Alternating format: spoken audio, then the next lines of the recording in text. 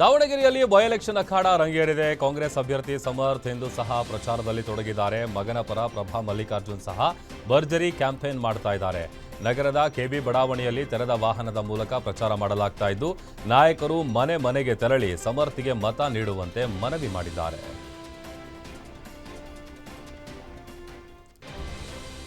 Bagalkot by ಎಲೆಕ್ಷನ್ಗೆ ಇನ್ನೂ 7 ದಿನ ಬಾಕಿ ಇದೆ. ಕಾಂಗ್ರೆಸ್ ಹಾಗೂ ಬಿಜೆಪಿ ನಾಯಕರು ಅಭ್ಯರ್ಥಿಗಳ ಪರ ಬಿರುಸಿನ ಪ್ರಚಾರದಲ್ಲಿ ಬ್ಯುಸಿಯಾಗಿದ್ದಾರೆ.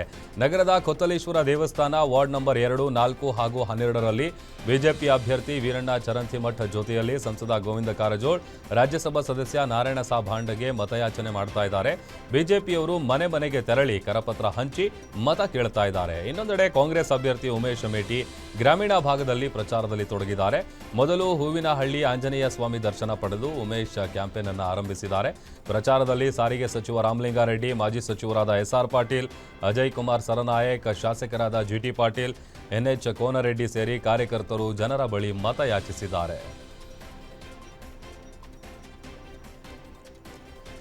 ರಾಜ್ಯದಲ್ಲಿ ತೀವ್ರ ಕುತೂಹಲ ಮೂಡಿಸಿರುವ ಬಾಗಲಕೋಟೆ ವಿಧಾನಸಭಾ ಕ್ಷೇತ್ರದ ಉಪಚುನಾವಣೆಯ ಪ್ರಚಾರದ ಅಖಾಡಕ್ಕೆ ಹಿಂದೂ ಫೈರ್ ಬ್ರ್ಯಾಂಡ್ ಎಂಟ್ರಿ ಕೊಟ್ಟಿದ್ದಾರೆ. ಯತ್ನಾಳ್ ಅವರು ಬಿಜೆಪಿ ಅಭ್ಯರ್ಥಿ ವೀರಣ್ಣ ಚರಂತಿಮಠ ಅವರ ಪರವಾಗಿ ಇಂದು ಮತ್ತು ನಾಳೆ ಅಬ್ಬರದ ಮತಯಾಚನೆ ನಡೆಸಲಿದ್ದಾರೆ. ಕ್ಷೇತ್ರದ ಪ್ರಮುಖ ಪಟ್ಟಣಗಳಾದ ಮುಗಳೊಳ್ಳಿ, ಸುತಗುಂಡಾರ, ಮ್ಯಾಗೇರಿ, ಬೇವೂರು, ಕಮತಗಿ ಹಾಗೂ ಅಮೀನಗಡ ಪಟ್ಟಣಗಳಲ್ಲಿ ಸರಣಿ ಪ್ರಚಾರವನ್ನು ನಡೆಸಿ ಮತದಾರರ ಮನ ಗೆಲ್ಲಲು ಕಸರತ್ತು ನಡೆಸಲಿದ್ದಾರೆ.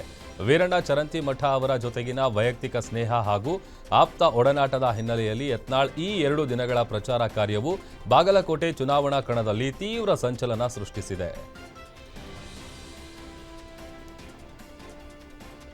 ತಮಿಳುನಾಡು ವಿಧಾನಸಭಾ ಚುನಾವಣೆ ಅಖಾಡ ರಂಗೇರ್ತಾ ಇದೆ. ಕಾಲಿವುಡ್ ಸ್ಟಾರ್ ನಟ ಟಿವಿಕೆ ಮುಖಂಡ ವಿಜಯ್ ಇಂದು ತಿರುಚಿ ಪೂರ್ವದಿಂದ ನಾಮಪತ್ರ ಸಲ್ಲಿಸಿದ್ದಾರೆ. ನಾಮಪತ್ರ ಸಲ್ಲಿಕೆಗೂ ಮುನ್ನ ವಿಜಯ್ ಗ್ರ್ಯಾಂಡ್ ರೋಡ್ ಶೋ ಅನ್ನು ನಡೆಸಿದರು. ಈ ವೇಳೆ ರಸ್ತೆಯುದ್ದಕ್ಕೂ ಜನಸಾಗರ ನೆರೆದಿತ್ತು.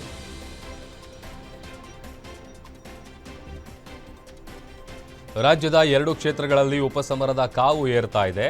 ಇದರ ಮಧ್ಯೆ ಕಾಂಗ್ರೆಸ್ ಪಕ್ಷದಲ್ಲಿ ಬೈ ಎಲೆಕ್ಷನ್ ಮುಗಿದ ಕೂಡಲೇ ಬಣ ಪಾಲಿಟಿಕ್ಸ್ ಶುರುವಾಗೋ ಎಲ್ಲ ಲಕ್ಷಣಗಳು ಕಾಣಿಸ್ತಾ ಇದೆ. ಸದ್ಯಕ್ಕೆ power sharing fight, cabinet reshuffle ವಿಚಾರಗಳು ತಣ್ಣಗಾಗಿದೆ. ಆದರೆ ಬೈ ಎಲೆಕ್ಷನ್ ಮುಗಿತಾ ಇದ್ದಂತೆ ಇದೇ ವಿಚಾರಗಳು ದೆಹಲಿ ಅಂಗಳ ತಲುಪಲಿದ್ದು ಮತ್ತೆ ರಾಜ್ಯದಲ್ಲಿ ಸಸ್ಪೆನ್ಸ್ ಪಾಲಿಟಿಕ್ಸ್ ನಡೆಯೋ ಸಾಧ್ಯತೆಗಳಿವೆ. ಅಧಿವೇಶನದ ಬಳಿಕ ಸೈಲೆಂಟ್ ಆಗಿರೋ ಕಾಂಗ್ರೆಸ್ನ ಕೆಲ ಶಾಸಕರು ತಂಡವಾಗಿ ದೆಹಲಿಗೆ ತೆರಳುವ ಪ್ಲಾನ್ ಮಾಡಿಕೊಂಡಿದ್ದಾರೆ ಅಂತ ಉನ್ನತ ಮೂಲಗಳಿಂದ ಮಾಹಿತಿ ತಿಳಿದು ಬಂದಿದೆ.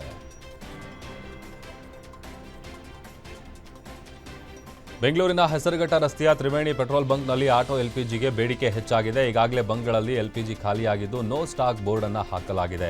ಹೀಗಾಗಿ ತ್ರಿವೇಣಿ ಬಂಕ್ ಮುಂದೆ ಕಿಲೋಮೀಟರ್ ಗಟ್ಟಲೆ ಆಟೋಗಳು ಸಾಲು ನಿಂತಿದೆ.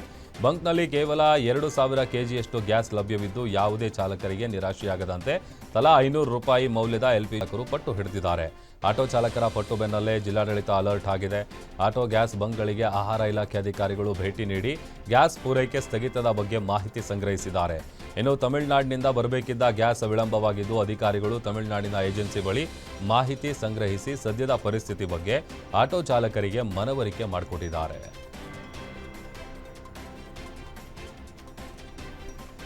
ಮಂಡ್ಯದ ನಾಗಮಂಗಲದಲ್ಲಿ ಎಲ್ಪಿಜಿ ಗ್ಯಾಸ್ ಸಮಸ್ಯೆ ಹೆಚ್ಚಾಗಿದೆ. ಅಡುಗೆಗೆ ಗ್ಯಾಸ್ ಸಿಲಿಂಡರ್ ಇಲ್ಲದೆ ಗೃಹಿಣಿಯರು ಪರದಾಡ್ತಾ ಇದ್ದಾರೆ.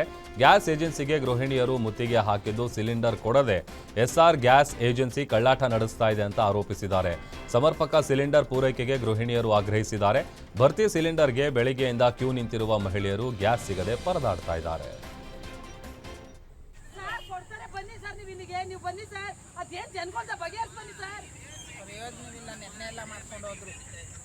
ಸರ್ ಏನ್ ಸರ್ ರಾತ್ರಿ 2 ಗಂಟೆ ಸರ್ 2 ಗಂಟೆ ಇದೆ ಕಾಯ್ಕೊಂಡು ಕೂತಿರೋದು ಸರ್ ನಾವು.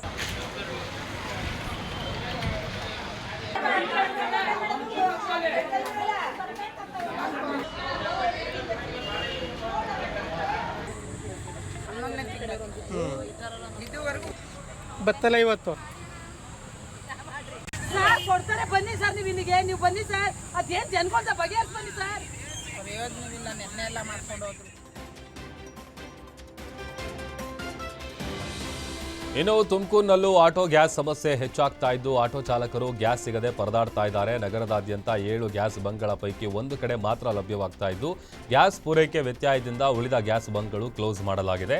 ಗುಬಿಗೇಟ್ ಬಳಿ ಇರುವ ಗ್ಯಾಸ್ ಬಂಕ್ನಲ್ಲಿ ಗ್ಯಾಸ್ಗಾಗಿ ಮುಂಜಾನೆಯಿಂದಲೇ ಕ್ಯೂ ನಿಲ್ತಾ ಇದ್ದಾರೆ. ಒಂದು ವೇಳೆ ಗುಬ್ಬಿಗೇಟ್ ಬಳಿಯ ಬಂಕ್ ಸ್ಥಗಿತಗೊಂಡರೆ ಸಾವಿರಾರು ಆಟೋ ಚಾಲಕರ ಜೀವನ ಬೀದಿಗೆ ಬರುತ್ತೆ.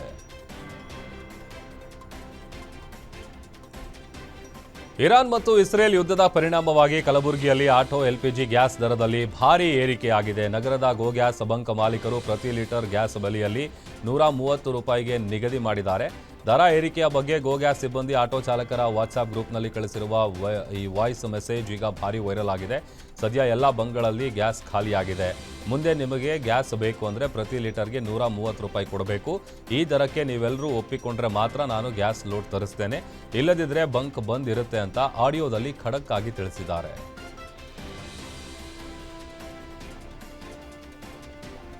ಬಳ್ಳಾರಿಯಲ್ಲಿ ಆಟೋ ಎಲ್ಪಿಜಿ ಗ್ಯಾಸ್ ದರ ಏರಿಕೆಯ ಹಿನ್ನೆಲೆ ಆಟೋ ಚಾಲಕರು ಪ್ರಯಾಣಿಕರ ಮೇಲೆ ಹೊರೆ ಹಾಕಲು ಸಿದ್ಧರಾಗಿದ್ದಾರೆ. ಏಪ್ರಿಲ್ 1ರಿಂದ ಶೇರ್ ಆಟೋದ ದರ ಏರಿಕೆ ಮಾಡಿದ್ದಾರೆ. 10-15 ರೂಪಾಯಿ ಇದ್ದ ಶೇರ್ ಆಟೋ ದರ 20 ರೂಪಾಯಿಗೆ ಏರಿಕೆ ಮಾಡಿದ್ದಾರೆ. ಇದರ ಜೊತೆಗೆ ಬಾಡಿಗೆಯ ದರದಲ್ಲಿ 20ರಿಂದ 30 ರೂಪಾಯಿ ಹೆಚ್ಚಳ ಮಾಡಲಾಗಿದೆ. ಇನ್ನು ಆಟೋ ಚಾಲಕರು ಗ್ಯಾಸ್ ದರ ಏರಿಕೆಯಾಗಿದೆ ಮತ್ತು ತಿಂಗಳ EMI ಕಟ್ಟುವ ಕಾರಣದಿಂದ ಅನಿವಾರ್ಯವಾಗಿ ದರ ಏರಿಕೆ ಮಾಡಿದ್ದೀವಿ ಅಂತ ಹೇಳ್ತಾ ಇದ್ದಾರೆ.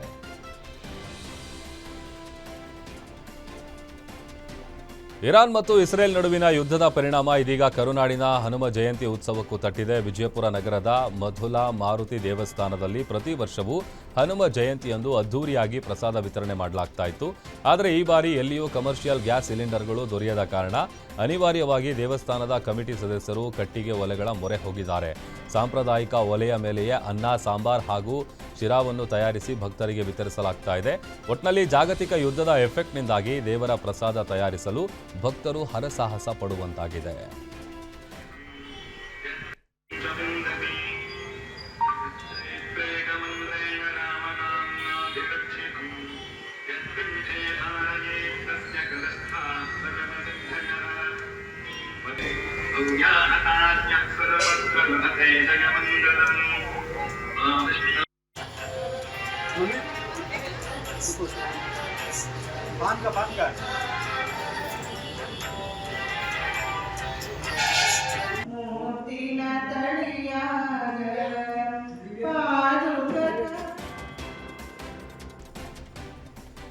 ಚಿಕ್ಕಬಳ್ಳಾಪುರ ಜಿಲ್ಲೆಯ ಚಿಂತಾಮಣಿಯಲ್ಲಿ ಗ್ಯಾಸ್ ಕೊರತೆಯಿಂದ ಜನರು ಪರದಾಡ್ತಾ ಇದ್ದಾರೆ. ಸಣ್ಣ ಪುಟ್ಟ ಹೋಟೆಲ್ಗಳು ಊದು ಕೊಳವೆ ಮೊರೆ ಹೋಗಿವೆ. ಗ್ಯಾಸ್ ಇಲ್ಲದೆ ಒಲೆ ಊದಿ ಕಷ್ಟ ಆಗ್ತಾ ಇದೆ ಅಂತ ಮಹಿಳೆಯೊಬ್ಬರು ತಮ್ಮ ಅಳಲು ತೋಡ್ಕೊಂಡಿದ್ದಾರೆ. ಕೂಲಿ ಕಾರ್ಮಿಕರಿಗೆ ಪ್ರತಿದಿನ ಊಟ ಕೊಡ್ತಿದ್ದ ಹೋಟೆಲ್ಗಳು ಸಹ ಗ್ಯಾಸ್ ಕೊರತೆಯಿಂದ ಬಂದ್ ಆಗಿದೆ.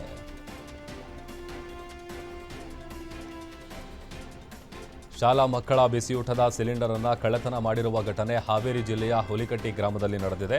ಇತ್ತೀಚಿನ ದಿನಗಳಲ್ಲಿ ಗ್ಯಾಸ್ ಸಿಲಿಂಡರ್ ಕೊರತೆ ರಾಜ್ಯಾದ್ಯಂತ ಹೆಚ್ಚಾಗಿದೆ. ಇದನ್ನೇ ಬಂಡವಾಳ ಮಾಡಿಕೊಂಡ ಖದೀಮರು ಮಕ್ಕಳ ಬಿಸಿಯೂಟದ ಗ್ಯಾಸ್ ಅನ್ನು ಬಿಡದೆ ಕಳ್ಳತನ ಮಾಡಿದ್ದಾರೆ. ಶಾಲೆಯ ಅಡುಗೆ ಮನೆಯ ಬೀಗ ಮುರಿದು ಸಿಲಿಂಡರ್ ಅನ್ನು ಹೊತ್ತೊಯ್ದಿದ್ದಾರೆ. ಘಟನೆಯು ಬಂಕಾಪುರ್ ಪೊಲೀಸ್ ಠಾಣಾ ವ್ಯಾಪ್ತಿಯಲ್ಲಿ ನಡೆದಿದೆ.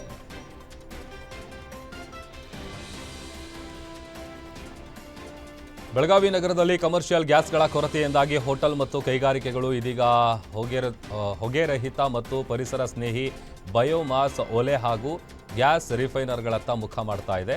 ಉದ್ಯಮ ಭಾಗದಲ್ಲಿರುವಂತಹ ಟಾಟಾ ಎನರ್ಜಿ ರಿಸೋರ್ಸ್ ಇನ್ಸ್ಟಿಟ್ಯೂಟ್ ಹಾಗೂ ಇಂಡಿಯನ್ ಇನ್ಸ್ಟಿಟ್ಯೂಟ್ ಆಫ್ ಸೈನ್ಸ್ ಸಹಯೋಗದೊಂದಿಗೆ ಈ ಬಯೋಮಾಸ್ ಒಲೆಗಳನ್ನು ಅಭಿವೃದ್ಧಿಪಡಿಸಲಾಗಿದೆ. ಉದಯ್ ಸಮೀರ್ ಕಣಬರಗಿ ಅವರ ಫೀನಿಕ್ಸ್ ಪ್ರೊಡಕ್ಷನ್ಸ್ ಕಂಪನಿಯಲ್ಲಿ ಕಳೆದ 25 ವರ್ಷಗಳಿಂದ ಈ ಒಲೆಗಳನ್ನು ತಯಾರಿಸಿ ಮಾರಾಟ ಮಾಡಲಾಗ್ತಾ ಇದೆ.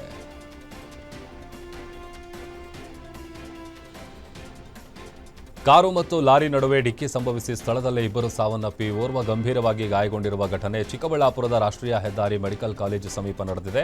ಮೃತರನ್ನ 26 ವರ್ಷದ ಪವನ್ ರೆಡ್ಡಿ ಹಾಗೂ 23 ವರ್ಷದ ರಕ್ಷಿತ್ ರೆಡ್ಡಿ ಅಂತ ಗುರುತಿಸಲಾಗಿದೆ. 30 ವರ್ಷದ ರಾಜಶೇಖರ್ ರೆಡ್ಡಿ ಗಂಭೀರವಾಗಿ ಗಾಯಗೊಂಡಿದ್ದಾರೆ. ಮೃತರು ಹಾಗೂ ಗಾಯಾಳು ಒಂದೇ ಕುಟುಂಬಕ್ಕೆ ಸೇರಿದ್ದು ಮೃತರು ಅನಂತಪುರ ಮೂಲದ ಉರವಕೊಂಡದವರು ಅಂತ ತಿಳಿದು ಬಂದಿದೆ. ಮೃತದೇಹಗಳನ್ನು ಚಿಕ್ಕಬಳ್ಳಾಪುರದ ಜಿಲ್ಲಾಸ್ಪತ್ರೆಯ ಶವಗಾರಕ್ಕೆ ರವಾನಿಸಲಾಗಿದ್ದು ಸ್ಥಳಕ್ಕೆ ಪೆರೇಸಂದ್ರ ಪೊಲೀಸರು ಭೇಟಿ ಕೊಟ್ಟು ಪರಿಶೀಲನೆ ನಡೆಸಿದ್ದಾರೆ.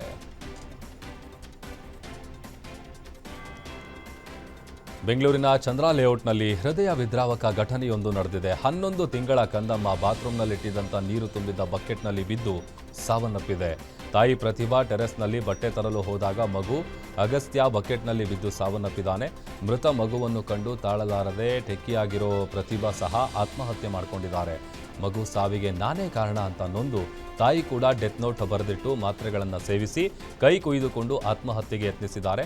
ಆದರೆ ಕೈನಲ್ಲಿ ರಕ್ತ ಬಾರದಕ್ಕೆ ನಂತರ ನೇಣು ಬಿಗಿದುಕೊಂಡು ಸಾವನ್ನಪ್ಪಿದ್ದಾರೆ. ಗಂಡ ಮಹಾಂತೇಶ್ ಕೆಲಸದಿಂದ ಸಂಜೆ ಮನೆಗೆ ವಾಪಸ್ ಬಂದಾಗ ಮಗ ಪತ್ನಿ ಸಾವಿನ ವಿಷಯ ತಿಳಿದು ಬಂದಿದೆ.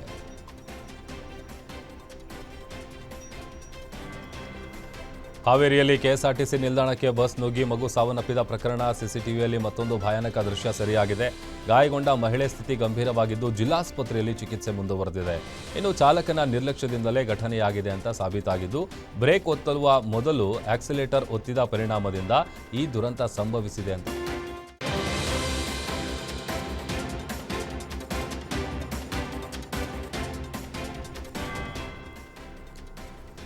ಮೈಸೂರಲ್ಲಿ ಎಸ್ಪೇಟ್ ದಂಧೆ ರಾಜಾರೋಷವಾಗಿ ನಡೀತಾ ಇದೆ. ರಾಜ್ಯದ ಮೂಲೆ ಮೂಲೆಗಳಿಂದ ಮೈಸೂರಿಗೆ ಬಂದು ರೌಡಿ ಶೀಟರ್ಗಳು ಲಕ್ಷ ಹಣ ಹಾಕಿ ಜೂಜಾಡ್ತಾ ಇದ್ದಾರೆ. ಮೈಸೂರು ತೋಟದ ಹೊರವಲಯದಲ್ಲಿ ಜೂಜಾಟ ನಡೀತಾ ಇದ್ದು ದಿನಕ್ಕೆ 2 ರಿಂದ 3 ಕೋಟಿ ವ್ಯವಹಾರ ನಡೀತಾ ಇದೆ. ಇನ್ನು ಬಿಳಿಕೆರೆ ಪೊಲೀಸ್ ಠಾಣಾ ವ್ಯಾಪ್ತಿಯಲ್ಲಿ ಜೂಜಾಡುವ ದೃಶ್ಯ ಲಭ್ಯವಾಗಿದೆ. ಡ್ರಗ್ಸ್ ಬಳಿಕ ಮೈಸೂರಿನ ಜೂಜಾಟದ ಕಳಂಕವೂ ಕೂಡ ಈಗ ಅಂಟಿಕೊಂಡಿದೆ.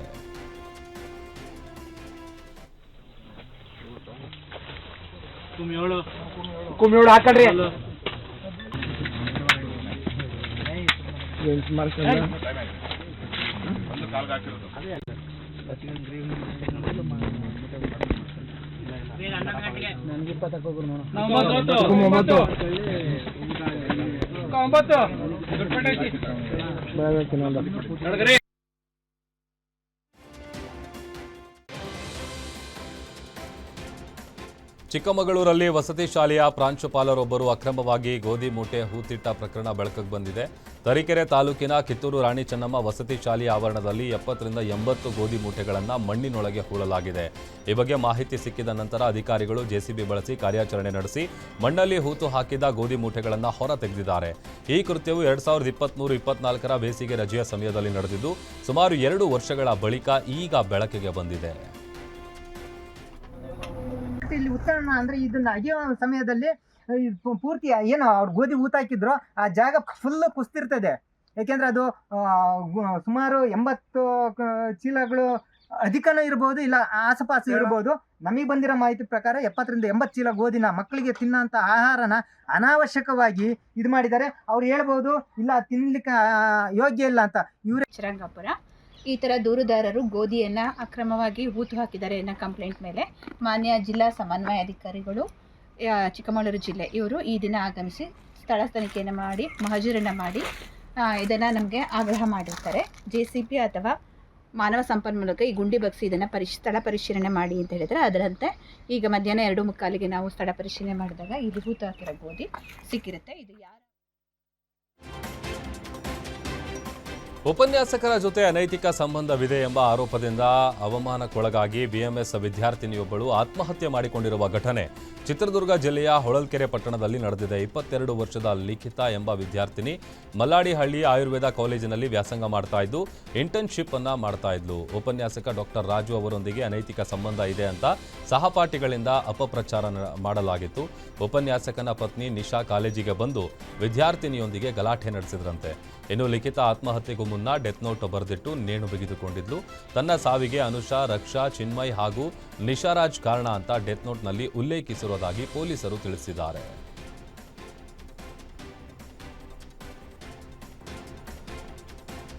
ಕೇತಗಾನಹಳ್ಳಿ ಒತ್ತುವರಿ ಪ್ರಕರಣದಲ್ಲಿ ಕೇಂದ್ರ ಸಚಿವ HD ಕುಮಾರಸ್ವಾಮಿಗೆ ತಾತ್ಕಾಲಿಕ ರಿಲೀಫ್ ಸಿಕ್ಕಿದೆ. ಪ್ರಕರಣದ ತುರ್ತು ವಿಚಾರಣೆ ನಡೆಸಬೇಕೆಂದು ಕೋರಿ ಸಮಾಜ ಪರಿವರ್ತನಾ ಸಂಸ್ಥೆ ಸುಪ್ರೀಂ ಕೋರ್ಟ್ಗೆ ಅರ್ಜಿ ಸಲ್ಲಿಸಿತ್ತು.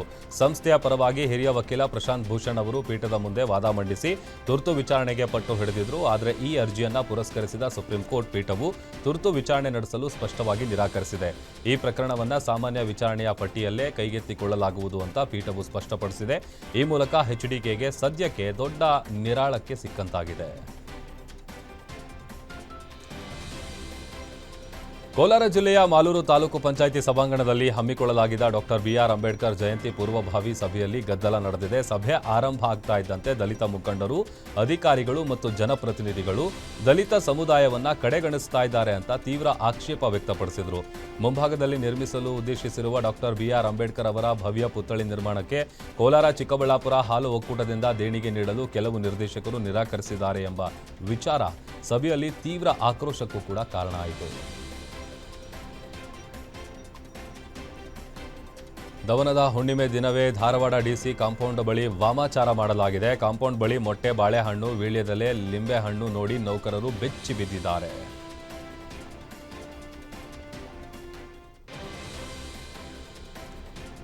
ಆಂಧ್ರಪ್ರದೇಶ ಮೂಲದ ಬಸ್ ಡಿವೈಡರ್ಗೆ ಡಿಕ್ಕಿ ಹೊಡೆದಿರುವ ಘಟನೆ ಬೆಂಗಳೂರಿನ ಶಿವಾನಂದ ಸರ್ಕಲ್ ಬಳಿ ನಡೆದಿದೆ.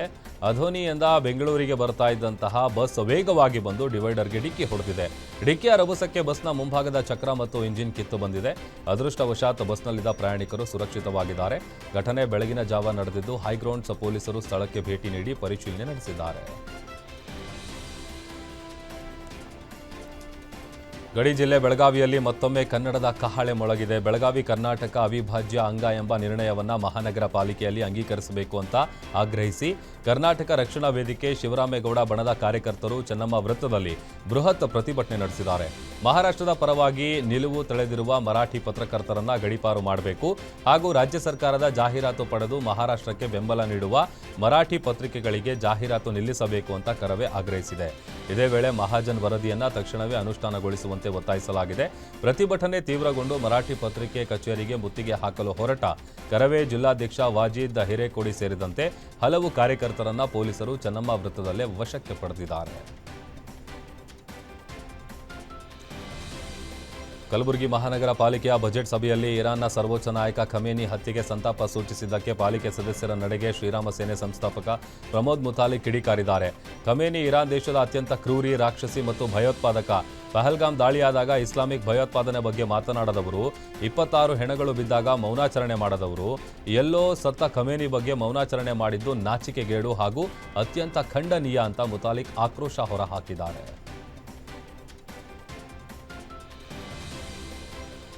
ಎಸ್ಎಸ್ಎಲ್ಸಿ ವಿದ್ಯಾರ್ಥಿಯೊಬ್ಬ ಡ್ರಿಪ್ಸ್ ಹಾಕಿಸಿಕೊಂಡೇ ಪರೀಕ್ಷೆ ಬರೆದಿರುವ ಘಟನೆ ಚಿಕ್ಕಮಗಳೂರು ಜಿಲ್ಲೆಯ ಮೂಡಿಗೆರೆ ತಾಲೂಕಿನ ಬಣಕಲ್ ಪ್ರೌಢಶಾಲೆಯಲ್ಲಿ ನಡೆದಿದೆ.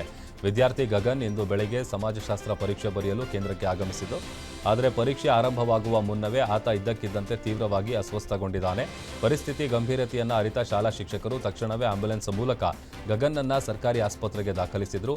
ಆಸ್ಪತ್ರೆಯಲ್ಲಿ ವೈದ್ಯರು ವಿದ್ಯಾರ್ಥಿಗೆ ಗ್ಲೂಕೋಸ್ ಡ್ರಿಪ್ಸ್ ಹಾಕಿದ್ರು.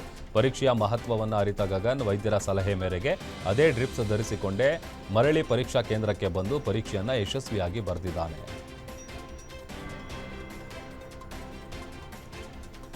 ಮಂಡ್ಯದಲ್ಲಿ ಇಂದು ವಿಶ್ವ ಹಿಂದೂ ಪರಿಷತ್ ವತಿಯಿಂದ ಬೃಹತ್ ಶೋಭಾಯಾತ್ರೆ ಆಯೋಜಿಸಲಾಗಿತ್ತು. ಈ ಹಿನ್ನೆಲೆಯಲ್ಲಿ ಇಡೀ ನಗರ ಸಂಪೂರ್ಣವಾಗಿ ಕೇಸರಿಮಯವಾಗಿತ್ತು.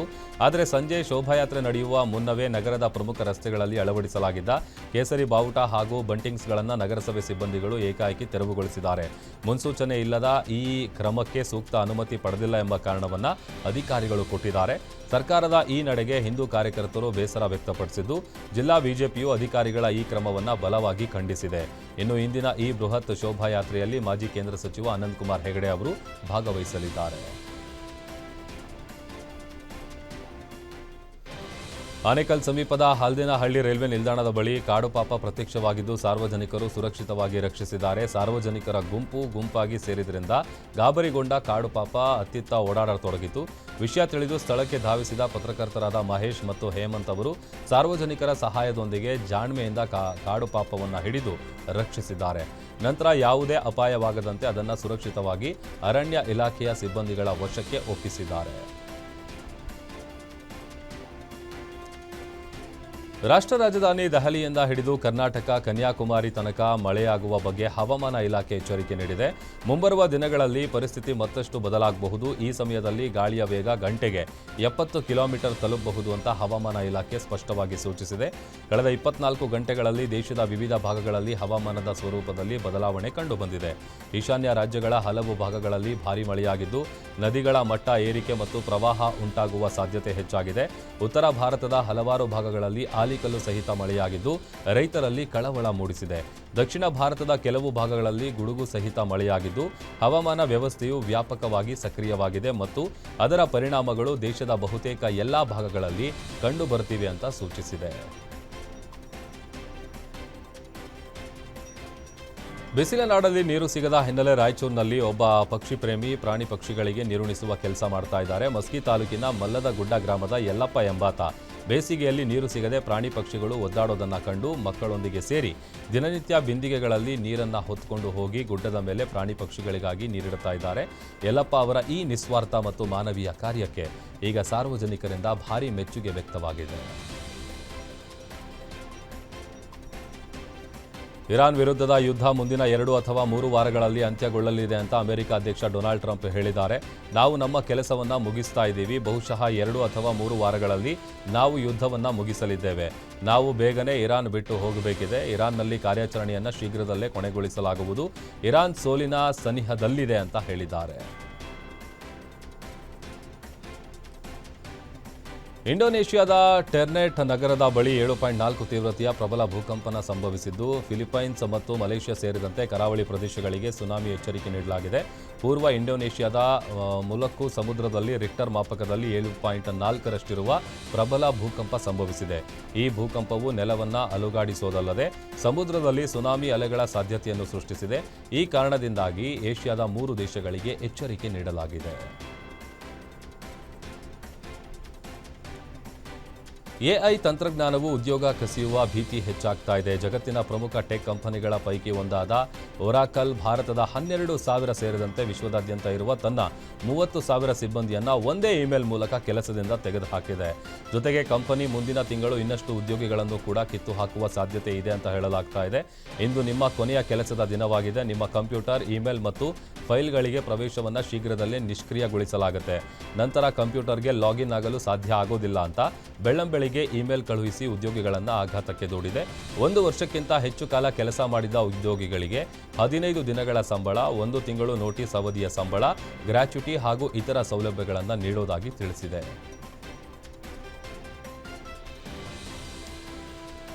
ಐಪಿಎಲ್ನಲ್ಲಿ ಬಹುನಿರೀಕ್ಷಿತ ಆರ್ಸಿಬಿ ಹಾಗೂ ಚೆನ್ನೈ ಸೂಪರ್ ಕಿಂಗ್ಸ್ ನಡುವಿನ ಪಂದ್ಯದ ಟಿಕೆಟ್ ಕೇವಲ 1 ನಿಮಿಷದಲ್ಲಿ ಸೋಲ್ಡ್ ಔಟ್ ಆಗಿದೆ. ಏಪ್ರಿಲ್ 5ರಂದು ಚಿನ್ನಸ್ವಾಮಿ ಕ್ರೀಡಾಂಗಣದಲ್ಲಿ ಆರ್ಸಿಬಿ ಮತ್ತು ಚೆನ್ನೈ ಸೂಪರ್ ಕಿಂಗ್ಸ್ ನಡುವೆ ಮ್ಯಾಚ್ ನಡೆಯಲಿದ್ದು ಆರ್ಸಿಬಿ ತನ್ನ ಅಧಿಕೃತ ವೆಬ್ಸೈಟ್ ಆಪ್ನಲ್ಲಿ ಟಿಕೆಟ್ ಖರೀದಿಗೆ ಅವಕಾಶವನ್ನು ನೀಡಿತು. ವೆಬ್ಸೈಟ್ ಮತ್ತು ಆಪ್ನಲ್ಲಿ ಟಿಕೆಟ್ ಬಿಟ್ಟ 1 ನಿಮಿಷಕ್ಕೆ ಎಲ್ಲ ಟಿಕೆಟ್ಗಳು ಸೋಲ್ಡ್ ಔಟ್ ಆಗಿದೆ.